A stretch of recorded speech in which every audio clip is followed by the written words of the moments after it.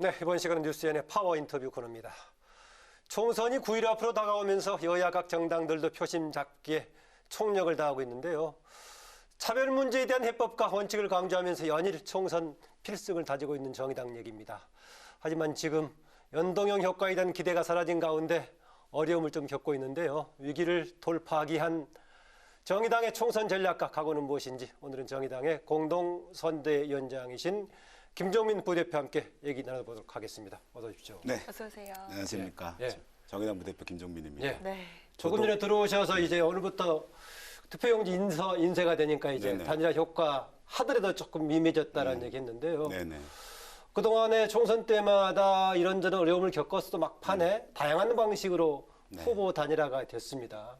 이번 보더라도 창원 성산이라든가 수도권적인 중요한 부분 같은데 이제 단일화 없이 정진해야 되는 상황입니까? 어떻습니까?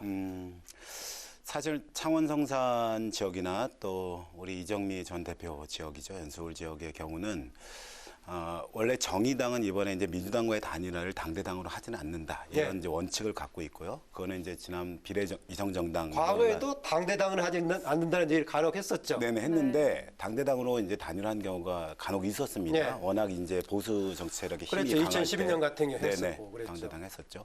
근데 이번에는 이제 지역별 후보 간 단일화를 좀 일정하게 열어놓은 조건이었는데 네. 특히나 저희 후보들의 당선이 일정하게 가능한 지역이라고 표현되는 창원, 성산, 그다음에 연수굴 두 개의 여영국 이정미 의원의 단일화를 열어두고 있었고 특히 창원, 성산의 경우는 조금 다릅니다. 그러니까 왜 네. 그러냐면 노동자 밀집적이기도 하고 저희 정당 입장에서 봤을 때는 노동 벨트에 해당하는 거기 때문에 이거 현역이고였대. 네네 그렇습니다. 특히 지역적으로 보면은 굉장히 이제 자존심이 이제 지켜야 하는 그런 지역이기 때문에 단일화를 열어두고 있었고 단일화 제안을 했는데 단일화 제안에 대해서 바꾸지 않다가 어느 날 이제 양정철 연구원장이 그 네. 지역에 내려가면서 갑자기 단일화는 없다 하면서 이른바 찬물을 껴ஞ்지게 됐죠.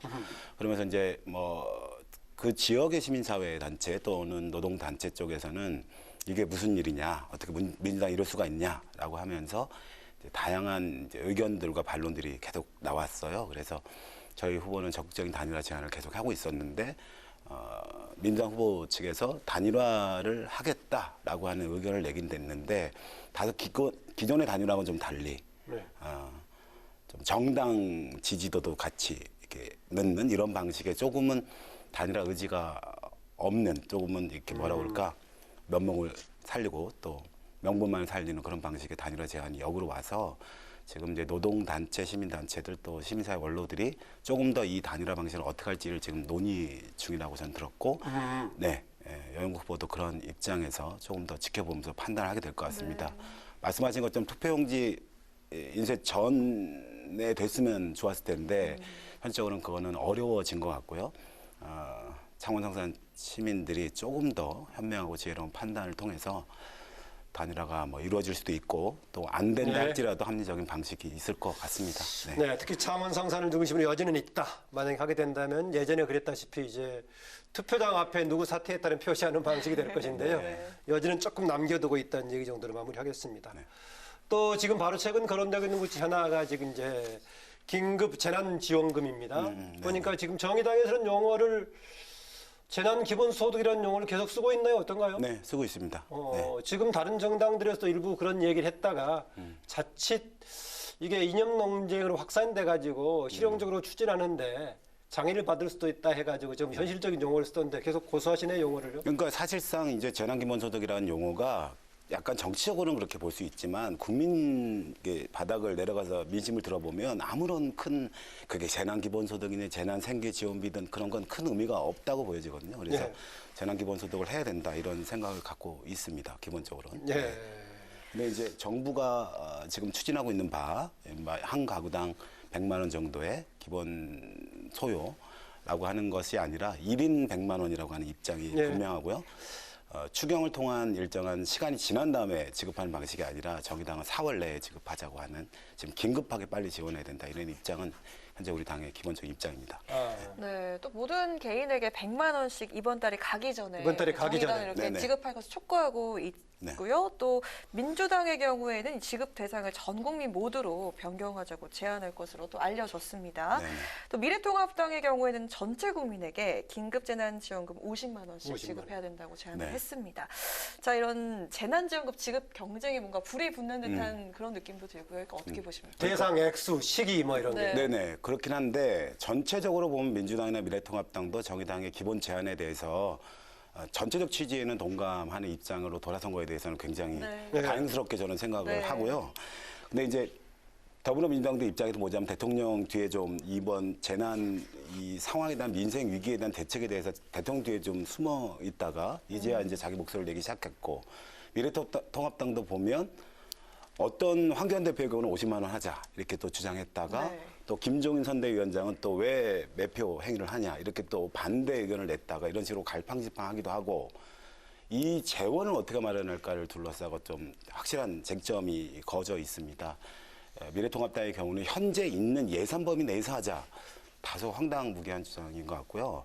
정의당 주장처럼 슈퍼 이렇게 초부유세 같은 걸 걷어서 네. 지금 같은 경우는 확실한 더블스 오블지를 해야 된다라는 의미에서 지금까지 좀 소득이 있었고 일정한 초슈퍼 부자들입니다. 1% 정도에 해당하는 우리나라의 자산의 대략 4분의 1 정도를 갖고 있는 분들인데요. 그건 좀 중장기적인 전략 아닌가요? 당장 지금 4월 집행 관련해서는. 네, 4월 집행 관련해서 지금 당장 해야 한다 이런 주장을 하는 것입니다.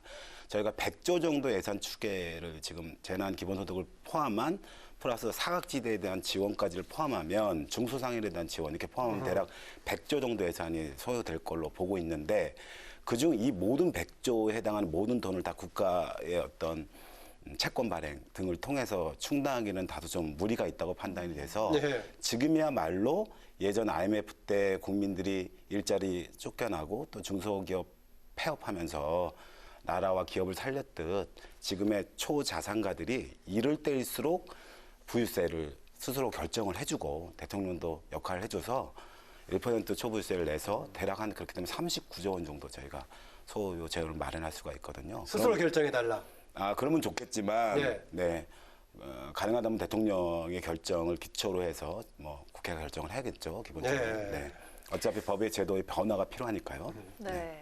정의당이 이렇게 코로나19로 인한 경제 위기 대책 극복하기 위한 대책을 발표를 했는데 정의로운 위기 극복을 표방을 하면서 첫 번째는 일자리 지키는 경제, 또 두 번째는 함께 사는 고통 분담을 내걸었습니다. 이 내용에 대해서 좀 설명을 해주시죠. 그러니까 이게 이제 저희가 이제 IMF를 한번 경험했잖아요. 이런 비슷한 아마 경제 위기의 파고일 것 같다고 보여지는데요. 국민들이 이제 고통 분담을 해서 나라와 기업을 살려냈습니다. 그런데 국민들의 일자리는 지키지 못했고 또 가계 점포, 중소상인들의 가계 점포를 지키지 못했죠.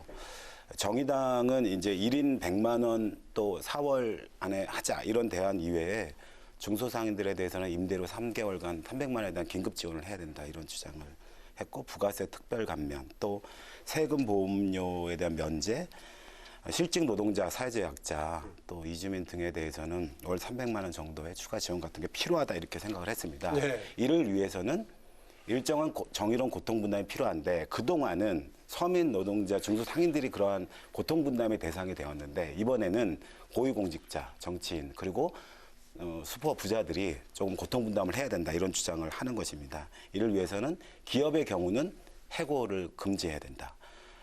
그러니까 해고를 하는 경우는 단 1원도 기업이 지원하면 안 된다. 이런 입장에 대한 안을 냈고요.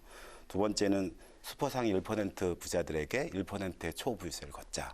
대략 한 39조 원 정도 된다고 그런 말씀드립니다. 정책들을 관철시키는 수단은 어떤 게 있습니까? 예컨대 네. 집권당이 된다거나 국회에서 주도권을 잡은다거나 하면 정책이 현실화될 수 있는데 네. 수호당으로서 그런 정책들을 현실화시킬 수 있는 전략은 어떤 겁니까? 그러니까 원칙적으로 정의당의 제안이 늘 항상 앞서가거나 또 항상 조금 뭔가 현실 가능하지 않다는 주장 같은 걸 많이 듣게 되거든요. 그런데 늘 이런 주장들이 항상 어떤 시점을 경고하고 또 특히나 민생의 위기가 굉장히 심각해지는 측면에서 네. 재난소득 1인당 100만 원씩 지원하자는 재난소득 문제도 지금 다른 당도 받아들여지듯 이런 제안이 상당히 국민적 공감대를 얻을 거라고 생각해요. 그럼 이 공감대의 기초에서 방법은 대통령의 긴급 재정명령 같은 방식으로 할 수도 있고요. 두 번째는 이제 법을 개정하는 방법이 있는데 가장 빠른 길은 대통령의 긴급 재정명령 방식으로 하는 것이 가장 빠르다고 저는 생각하고 있습니다. 네, 총선 전망 관련 좀 질문 드리겠습니다. 최근에 조사들을 보니까 정의당 지지, 비례정당 지지가 조금 올라갔습니다. 올라가긴 했는데 선거 초반 일정 때 아주 혹평을 받았던 기억나시죠? 네. 먹구름이 끼었다. 또 지지율 정의당 반토막. 어쩌다. 그동안 뭐 했느냐. 왜 그렇게 됐다고 평가하십니까? 그러니까 처음에는 사실 비례정당 논란이 한참일 때는 사실 걱정이 굉장히 많았습니다. 뭐 심상정 대표도 그런 얘기했지만 노회찬 대표가 이런 식이 있었다면 어떤 판단과 선택을 했을까 정말 고민이 많이 됐다 이런 얘기도 했는데요. 네. 선거운동이 본격 시작되고 나서는 지지율이 회복되고 있고 그 지지율은 10% 이상 지금 지지율이 나오고 있는 형국입니다. 그래서 저희는 뭐 목표에 대한 입장을 수정은 필요 없다고 생각을 그래요? 했을 정도로 지금 지지율의 일정한 상승이 있고 저희 자체 여론조사 결과도 상당히 이제 일정한 지지율의 추이가 상당히 높아져가고 있는 양상인데요. 이거는 두 가지 이유가 저는 있기 때문에 지지율 상승이 된다고 봅니다. 그러니까 하나는 비례위성 정당들이 아무래도 하고 있는 여러 가지 이제 민주주의의 기본 원리를 어겨가면서 하는 반칙 같은 걸 보면서 진보 개혁의 유권자들이 일정하게 좀 정의당의 원칙을 지켰던 거에 대해서 인정하는 게 아닌가라는 생각이 하나고요. 거대 정당에 대한 조금 뭔가 불만들이 네네. 점차 나올 거다라고 보십니까? 네네. 아니, 이미 나오고 있고 그런 양상이 두 거대 양당의 비례정당의 지지는 떨어지면서 조금 적은 저희 정의당 또는 열린민주당의 지지가 높아져가는 양상 같은 걸 보시잖아요. 그런 것들은 충분히 그렇게 그 원인으로부터 발생했다고 생각을 하고 하나는 진보개혁 유권자들뿐만 아니라 무당층으로 표현되는 중도에 있는 무당층의 유권자들도 원칙과 소신을 지켰던 정의당의 속마음 같은 걸 좀 알아주신다는 생각 들어요. 점점 무당층이 줄어드는 양상의 여론조사 지지율 결과를 보면 나오거든요. 예. 그 지지율이 고스란히 정의당이 조금씩 옮겨오고 있다 이렇게 저희는 판단을 하고 있습니다. 네. 그래도 준연동형 비례대표제가 도입됐을 때만 해도 단체 비례대표 뭐 얘기도 나오고 네, 있었죠. 최대 15석 이상을 기대하면서 최대 수혜자가 되지 않을까 그런 네. 생각이 들었는데 지금 민주당이랑 통합당이 비례정당을 만들면서 의석을 좀 가져가기가 쉽지 않아 보입니다. 어떻게 보십니까? 그러니까 20% 가까이 얻어야 10석 정도 얻을 수 있는데. 네네, 현실은 그렇게 됐고요. 저희가 그 시뮬레이션 해보니까 원래 국회 선거법, 네. 그러니까 비례정당 그렇게 계산하는 게 지금 현실적이죠. 연동형 시절에 연동형이 아닌 시절에 병립형 병립형 때. 시절에 저희가 지지율을 예를 들어 20% 받는다 그러면 병립형 시절에 받았을 대략 11석에서 12석 지금도 네. 똑같이 그런 정도 나오는 사실상 이런 어떤 연동형의 효과가 거의 사라진 이 양당 네. 양 기득권 정당의 그런 비례 위성 정당의 출현으로 그렇게 됐습니다. 그래서 일정하게 의석수에서 저희는 좀 일정한 손해가 좀 있더라도 네. 원칙과 소신을 지켰다 이런 입장을 목표는 나왔기 때문에 어느 정도 두고 있습니까? 저는 정당 지지율로서의 3당의 지위를 확고히 하는 것 이것이 3당. 굉장히 중요한 목표라고 생각을 하고요. 이런 원칙과 소신을 지킨 것에 대한 국민적 평가가 있다면 조금 더 높은 수준의 지지율, 이른바 30%가 넘는 지지율을 통해서 원내 교섭단체까지 국민들이 만들어 주신다면 저희는 일정하게는 이번 총선에서의 조금 의외의 효과를 또 의외의 결과를 얻지 않을까 이렇게 기대를 하고 있습니다. 심상정 대표는 앞으로의 지지율 회복을 자신하는 모습인데요. 네. 이 반등된 지지율을 계속 끌어올리기 위한 이 당의 좀 전략이 있다면요? 그러니까 이제 크게 보면 두 가지 정도 저희는 생각을 했습니다.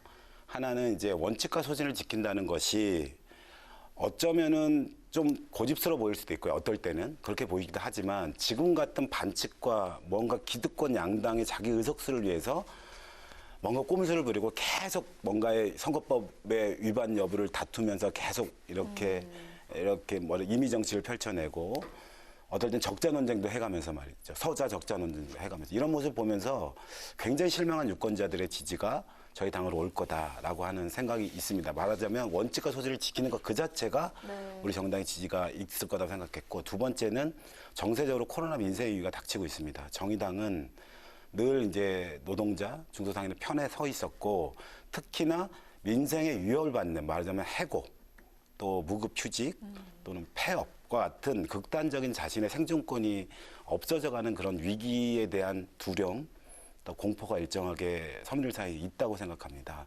그런 것들을 원칙 있게 지켜낼 수 있고 또 당당하게 그 주장을 할 수 있고, 어떨 때 보면은 일상 시기에는 다소 과격하거나 과도한 주장일 수 있을지 모르지만 민생 위기 국면에서는 민생에 대한 대책과 고민은 확실하고 분명하고 누구 눈치 보지 않고 소신 있게 얘기할 줄 아는 정당, 이런 정당에게 지지가 이어질 거라고 생각하고, 저도 이제 은평 지역에서 이제 지역 후보로 열심히 뛰고 있는데 네.